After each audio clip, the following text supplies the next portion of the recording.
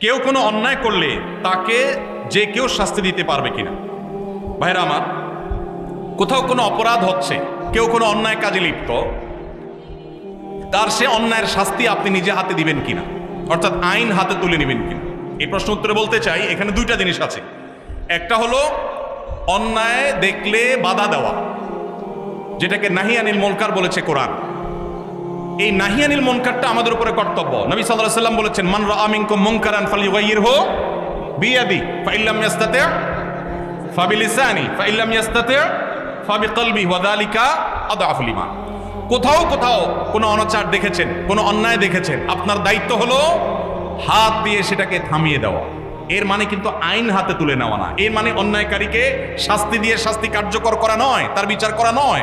এর মানে হলো আপনি আপনার শ্রম, মেধা, কায়িক পরিশ্রম দিয়ে সে অন্যায়টা যেন না হয় তার জন্য আপনি উদ্যোগ গ্রহণ করলেন।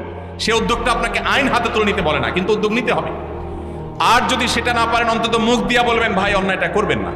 আপনি যদি কোথাও অন্যায় হচ্ছে দেখেন, আপনি সেখানে প্রতিবাদ করবেন। তবে সেক্ষেত্রে নাহি আনিল মুনকার করার ক্ষেত্রেও, অসৎ কাজ, অন্যায় কাজে বাধা দান করার ক্ষেত্রেও আপনাকে হিকমা অবলম্বন করতে হবে। আপনাকে সর্বোচ্চ উপায় অবলম্বন করতে হবে, যথাযথ উপায়।